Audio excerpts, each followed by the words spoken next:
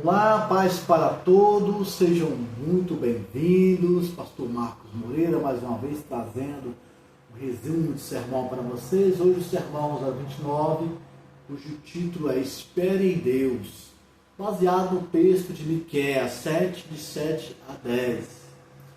Como sempre, repetindo para vocês, se puderem, deixe o seu like, faça a sua inscrição, marque o sininho para avisar dos novos vídeos como este.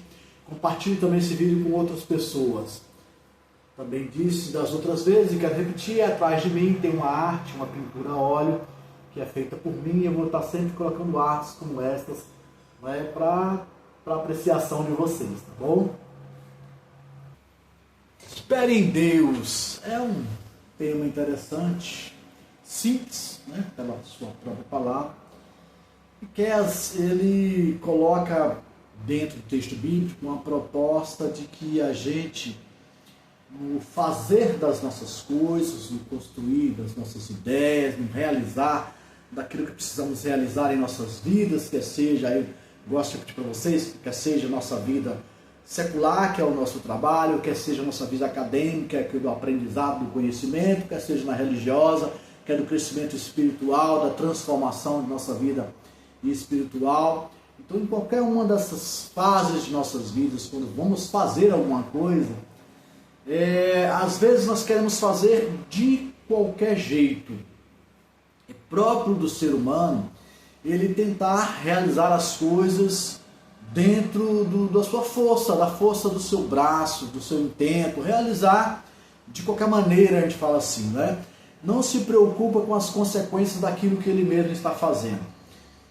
O que nós queremos colocar aqui é esse espere em Deus, porque tem algumas pessoas, eu quero explicar isso, porque algumas pessoas entendem que esse espere em Deus é levar os olhos para os céus, colocar as mãozinhas para cima e ficar aguardando, e na realidade não é isso. Esse espere em Deus é você contar com o poder de Deus, com a força de Deus, com o favor de Deus e até mesmo contar com a aprovação de Deus para fazer certas coisas.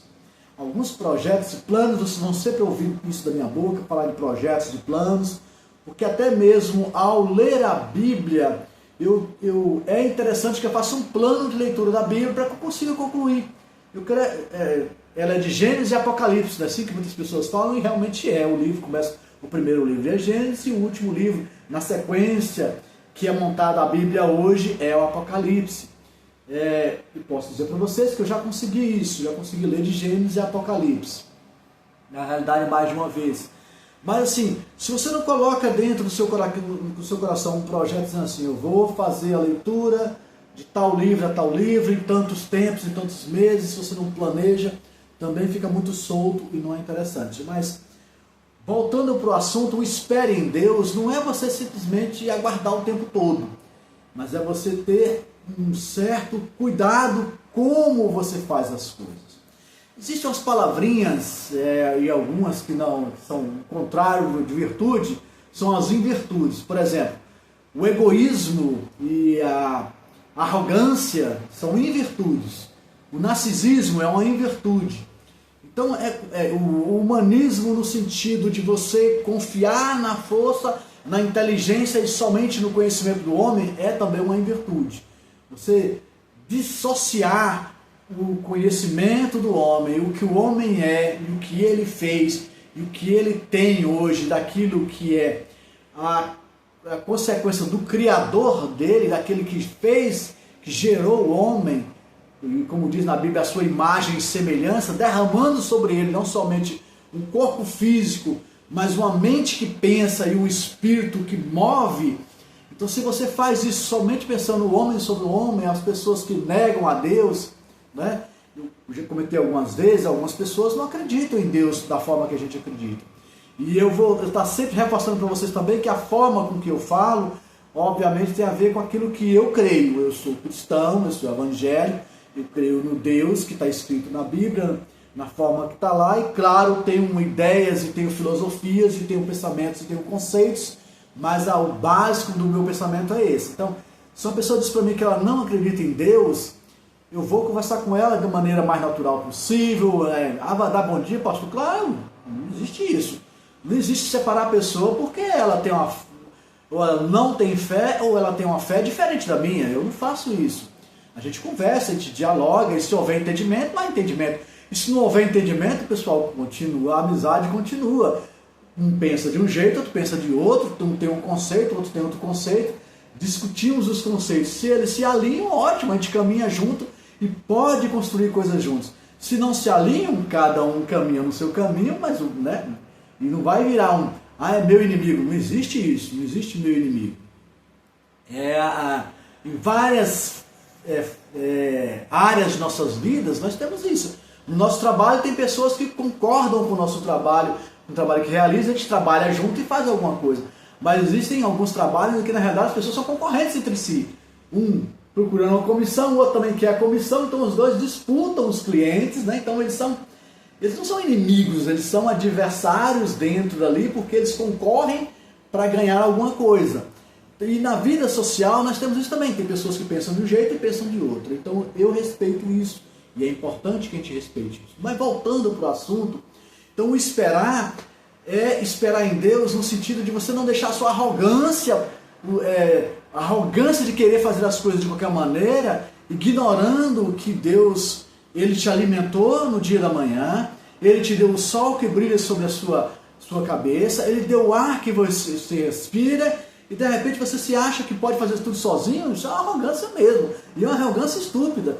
Na realidade, tudo que fazemos, tudo que construímos, dependeu de antes Deus ter feito tudo. Né? Mas pastor, eu trabalhei, ótimo, glória a Deus que a pessoa trabalhou, eu ganhei meu dinheiro, que bom que a pessoa ganhou o seu dinheiro com o seu próprio suor. A Bíblia fala disso, de ganhar o pão de cada dia com suor. Eu comprei o pão é meu. Sim, mas é simples, meus amados, é bem simples, é uma lógica muito tranquila. Mas e se não existisse o trigo, existiria o pão? E se a terra não desse o trigo, não desse fazer os trigos nasceria o trigo? Não nasceria. Se a terra fosse ruim, fosse só pedra, e se todo o nosso planeta fosse só pedra, nós teríamos trigo? Não teríamos trigo. E o trigo depende da chuva? Depende da chuva. A chuva cai em todo lugar do mundo? Não. Existem lugares do mundo que não cai quase chuva nenhuma. Pastor, as pessoas vivem no deserto e comem. Comem porque compram alimento de outro lugar. Mas assim, de qualquer maneira ela não compra com o dinheiro dela? Sim, mas ela volta a repetir. Se não houver o arroz nascendo, o feijão nascendo, não havendo o capim que alimenta o gado e etc e tal, e outras coisas, dá uma voltando só para o pão mesmo, que é um exemplo mais simples, não havendo chuva, não havendo sol para nascer o trigo, cadê o pão? Que adianta na minha arrogância dizer, eu vou construir, sei lá, alguma coisa, né? E de repente faltar algumas componentes importantes. Então, vocês vão ver assim, a espiritualidade, ela deve estar dentro do ser humano também. Nas vezes que eu falo disso, da espiritualidade. Eu tenho a minha religião, eu tenho a minha fé, a minha estrutura de fé, respeito de outras pessoas, mas essa ideia da espiritualidade, acreditar em Deus, ela é muito importante para o ser humano. Nós não podemos deixar a arrogância, e nem o narcisismo. O narcisismo é aquele que olha para si próprio, acha, né? Tem gente que olha para o espelho, não existe ninguém mais belo do que aquele. Assim, não é que eu queira que as pessoas, de forma alguma, isso, que você se autodeprecie. Não, isso é ruim também. Isso é ruim. A gente tem que se achar bonito mesmo. Mas não é aquele que se acha bonito, é aquele que acha que é o mais bonito de todos, o mais sábio de todos, conhece tudo mais do que os outros. Isso é um parente o narcisismo vinculado com essa arrogância. Isso não leva a lugar nenhum. Nós temos que entender que muitas coisas que fazemos, muitas coisas que planejamos fazer na nossa vida, ou como líderes para a vida de outras pessoas, depende muito de Deus.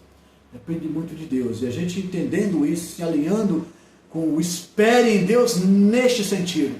Espere em Deus, confie em Deus, é confiar também em Deus.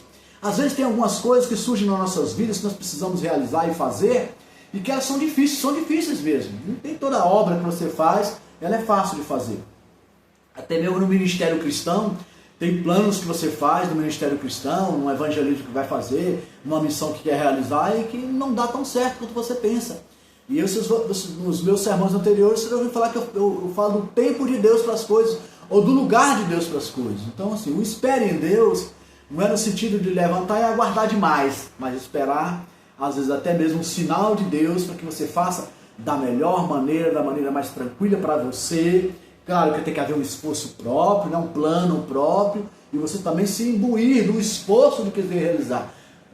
Não pode ser também só cair do céu, né? Sem falar, vai esperar cair do céu?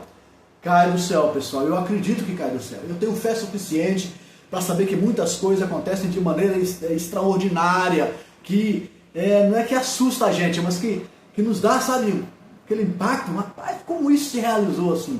Como essa porta se abriu? Como eu consegui isso? Como isso se realizou? É assim, acontece também esse espera em Deus, que Deus nos surpreende com coisas incríveis e maravilhosas para as nossas vidas.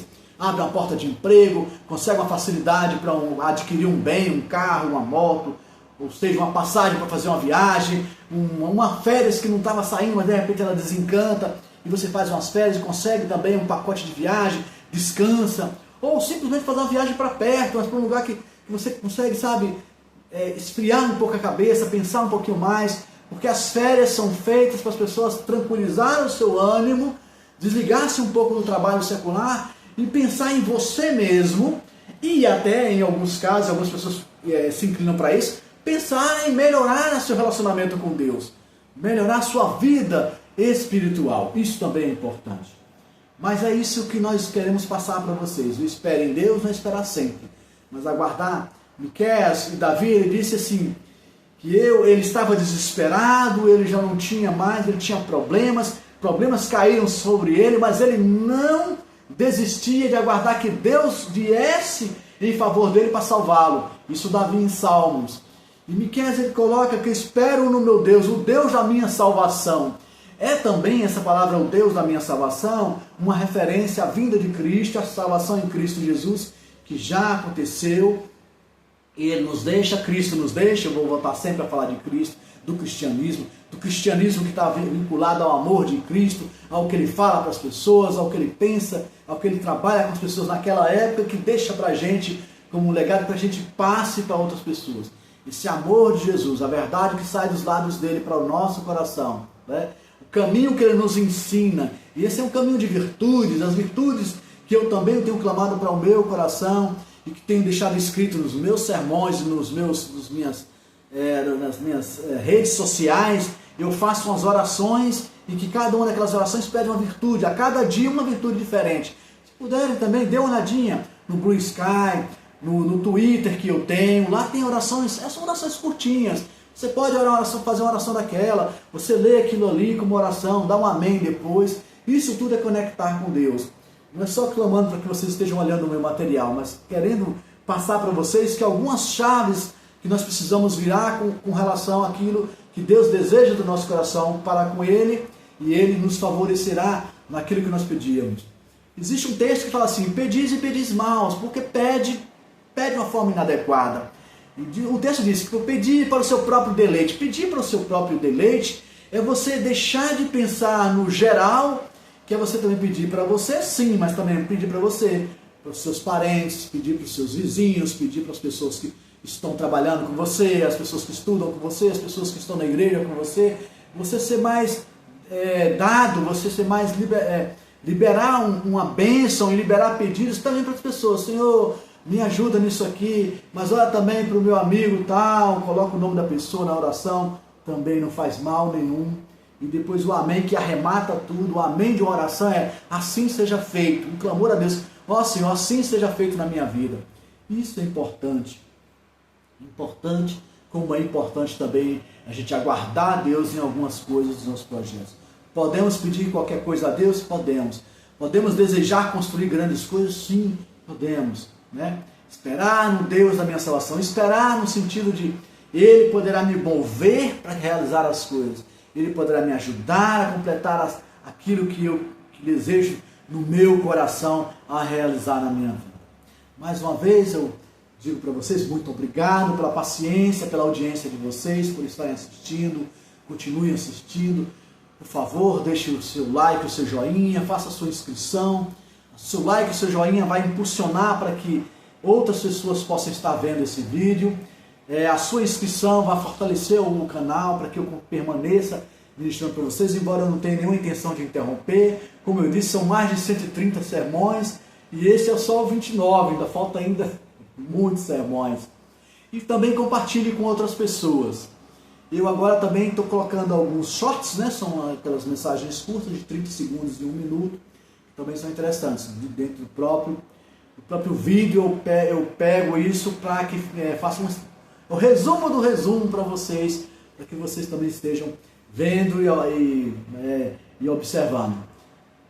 Havendo críticas, havendo comentários, havendo dúvidas para tirar comigo, coloque a tua mensagem no comentário lá, mencione para mim que você teve dificuldade no entendimento, se é que teve.